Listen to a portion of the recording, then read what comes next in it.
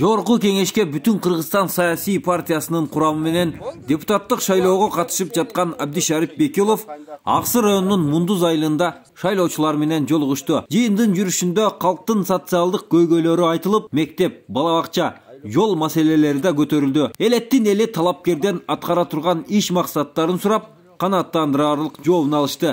Бүгүнкү күнү биздин айылыбызга бүтүн Кыргызстандан талапкер болуп бараткан жогорку кеңешке Абдишарип келди. Абдишарипке биз ийгиликтер кааладык. Абадан бунун программасы биздин элибизге жакты, эң жакшы программасы, элдин көкүрөгүнө толду айткан сөздөрү. Бул биз чындыгында биз бул оппозиция партияны шайлайбыз.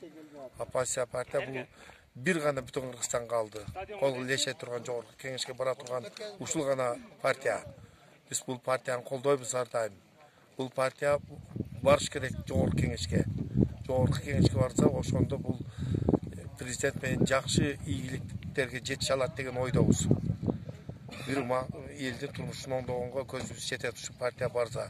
Кудай кааласа барып калсын. Биздин эл жерибиз, элибизди колдойт Кудай кааласа. Соңунда аксакалдар колдоого алып, билек көтөрүп Абдишарип Бекиловго ак бата беришти. Жараткан миң билеки беледен өзү сактасын.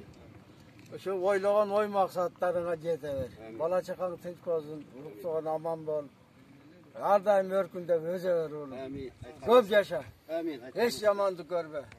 Ошо көп жаша да улум.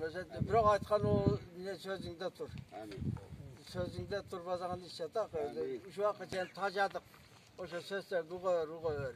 Мындан биягына аман болуулу. Көп жаша, ой максаттарыңа жете бер. Көп жаша.